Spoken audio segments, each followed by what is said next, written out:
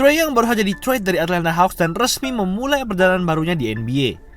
Tapi ada beberapa hal yang aneh dan gak masuk akal dalam trade ini. Berbeda dengan superstar NBA lainnya yang sering diminta trade ke tim-tim bagus agar bisa lebih mudah jadi juara, Trae malah minta untuk di-trade ke Washington Wizards. Ya, Washington Wizards guys. Tim yang ketika skrip ini dibuat baru menang 10 kali saja dari total 37 game saat trade ini terjadi. Kenapa Trae justru minta dipindahkan ke salah satu tim terlemah di NBA? Padahal sekarang Trae lagi di usia-usia prime-nya. Tapi kalau kalian rasa perpindahan Trae ke Wizards ini sudah cukup aneh, kalian harus melihat yang satu ini. Menurut kalian, berapa harga yang pas untuk mendapatkan superstar seelit Trae Young? Seorang All-Star ditambah 2 atau 3 role player? Kemahalan. Karena ternyata Wizards hanya perlu melepas CJ McCollum dan Corey Kispert saja. Bayangin, seseorang yang pernah jadi 4 kali All-Star, All-NBA Team, dan punya rataan 25 poin dan 10 assist per game sepanjang karirnya, memimpin seluruh NBA dalam rataan assist musim lalu, bahkan juga punya rataan assist tertinggi ketiga dalam sejarah NBA, harganya setimpal dengan satu starter yang gak pernah jadi All-Star ditambah dengan satu pemain cadangan. Ini udah kayak nuker emas cuma buat tusuk sate. Bahkan satu first round pick pun gak dikasih. Padahal dalam beberapa tahun terakhir kita sudah sering melihat tim-tim NBA bisa mendapatkan 3-4 first round pick saat mereka men-trade pemain yang di bawah level Trae. Gak berhenti sampai situ saja, Trae ini juga disepakati di tengah-tengah game. Bayangin, Hawks benar-benar rela nge-trade superstar andalan mereka selama sekitar 7,5 tahun terakhir di tengah-tengah game yang dimana dia sendiri lagi nggak bisa main karena cedera. Dia nggak bisa ngapa-ngapain selain tertawa dan pamitan. Dan saat gamenya sudah mau selesai, dia cuma berjalan keluar dari lapangan tanpa ada persembahan terakhir atau gimana-gimana. Dan dengan begitu saja dia sudah nggak jadi bagian dari Atlanta Hawks lagi. Dan apakah kalian masih ingat kalau dulu Hawks men-trade Doncic untuk Trae di NBA Draft? Siapa sangka 8 tahun kemudian, seorang Luka Doncic dalam tanda kutip berubah menjadi CJ McCollum dan Corey Kispert. Tapi masalahnya kenapa Trae bisa berada di titik ini? Bukannya selama ini dia selalu jadi identitas Hawks. Dia pun sempat membawa tim ini masuk final wilayah timur dan membuat satu kota New York sekaligus wali kotanya ketar-ketir saking hebatnya. Apakah Trae terlibat dalam suatu masalah sampai harus dilepas? Atau apakah performanya memang sedang menurun akhir-akhir ini sampai membuat Hawks muak?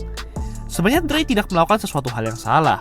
Secara individu, gaya bermain dan produktivitasnya masih konsisten seperti pertama kali kita melihatnya bermain bersama Hawks. Trae tidak berubah, tapi Hawks sendiri yang berubah. Hawks akhirnya merasa kalau Trae bukanlah orang yang tepat untuk membawa mereka ke masa depan yang cerah. Setelah tembus final wilayah timur pada 2021 kemarin, hasil yang mereka dapatkan setelah musim reguler berakhir selalu sama selama 4 tahun beruntun, yaitu hanya berada di zona play-in. Kalaupun tembus playoff, Hawks langsung berhenti di ronde pertama. Dan jujur saja, Hawks aslinya sudah mengupayakan segala hal untuk memaksimalkan era Trae Young. Mereka sudah memberikan Trae beberapa pemain senior, pemain yang bisa menutupi kelemahannya di sisi defense, bahkan juga seorang pemain bintang yang bisa menemaninya sepanjang musim. Tapi ternyata hasilnya sama saja.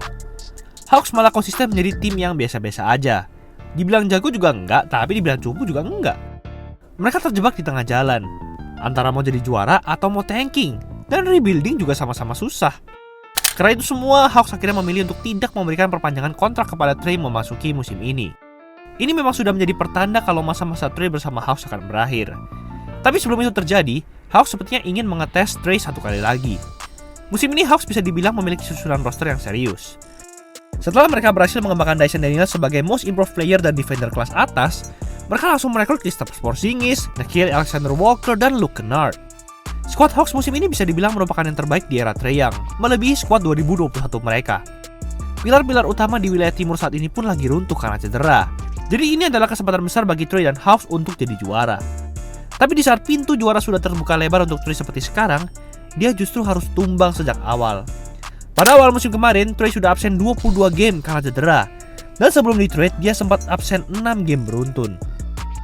Tapi yang setelah ini bakal jadi kenyataan pahit yang harus Trae terima. Saat Trae sudah pulih dari cederanya pada pertengahan Desember kemarin, Hawks justru selalu kalah bersamanya. 5 kekalahan beruntun lebih tepatnya.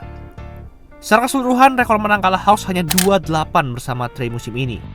Dan anehnya, ketika Trae absen dan duduk manis di bangku cadangan, Hawks justru mencatatkan rekor menang kalah positif yaitu 16-13. Kesimpulannya sederhana aja, Hawks malah tampil lebih bagus tanpa Trae Young. Mereka justru telah berpindah hati ke sosok pemain bintang yang baru, Jalen Johnson. Selama 5 tahun bersama Hawks, performanya selalu meningkat seiring berjalannya waktu. Tapi kali ini dia telah mencapai tingkatan yang jauh lebih tinggi. Saat video ini dibuat, Johnson mencatatkan rataan 23,5 points, 10,3 rebounds, dan 8,3 assist per game. Pada Desember kemarin, dia menjadi pemain ketiga setelah Magic Johnson dan Oscar Robertson yang berhasil mencetak triple-double 4 kali beruntun sebelum menginjak usia 24 tahun.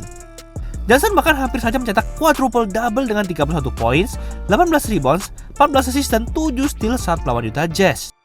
Johnson sudah membuktikan kalau dia bisa menjadi playmaker yang sama hebatnya dengan Trae. Apalagi dia lebih tinggi dan defense-nya juga lebih bagus. Di sisi lain, Alexander Walker yang seharusnya jadi pemain cadangan Trae justru sekarang menjalani musim terbaiknya di NBA saat menggantikannya sebagai starting five. 21,4 points, 3,7 rebounds, dan 3,6 assist per game. Dia bahkan sempat mencetak 38 points, 4 rebounds, 5 assist, 3 blocks, dan 8 3 points saat melawan Spurs. Posisi Trae pada dasarnya sudah diambil alih oleh mereka-mereka itu. Hawks sekarang percaya bahwa strategi permainan yang melibatkan seluruh pemain jauh lebih efektif dibandingkan bergantung kepada satu pemain yang dominan. Mungkin ini juga bisa menjadi alasan kenapa mereka mengambil McCollum dan Kispert. Karena mereka masing-masing bisa tampil produktif tanpa sering memegang bola meski potensi mereka nggak setinggi Trae. Tapi kenapa Wizards dibandingkan tim-tim lain? Secara sekilas, destinasi trade ini memang aneh. Tapi gimana jadinya kalau ternyata kedua tim justru sama-sama untung? Untuk Hawks, selain semua tadi, trade ini jelas membuat ruang gaji mereka jadi lebih fleksibel. Trae sekarang masih terikat dalam kontrak maksimum. Dan musim depan, dialah yang punya hak untuk melanjutkan sisa kontraknya atau tidak, yang sebesar 49 juta US dollar atau sekitar 825 miliar rupiah. Trae pasti tidak akan menyia-nyiakan uang sebanyak itu, dan karena Hawks sudah ingin membuka halaman baru, mereka harus segera melepasnya sebelum musim ini berakhir. Akhirnya, di offseason nanti Hawks bisa lebih fleksibel untuk merekrut pemain yang sejalan dengan filosofi mereka. Untuk Wizards, mereka benar-benar membutuhkan sosok bintang sebagai mentor untuk pemain-pemain muda mereka. Trae Johnson, Alex Sarr, Bilal Coulibaly. Wizards punya banyak bibit unggul dalam roster mereka. Defense-nya memang masih tergolong buruk, tapi setidaknya Wizards terlihat semakin hidup bersama Trae. Secara finansial, Wizards juga punya ruang gaji yang lebih dari cukup untuk Trae musim depan. Jadi, mereka nggak ada masalah jika Trae mengambil 49 juta US dollar itu. Wizards juga punya waktu yang cukup untuk melihat apakah Trae dapat memberikan dampak positif baik dalam jangka pendek maupun jangka panjang untuk mereka.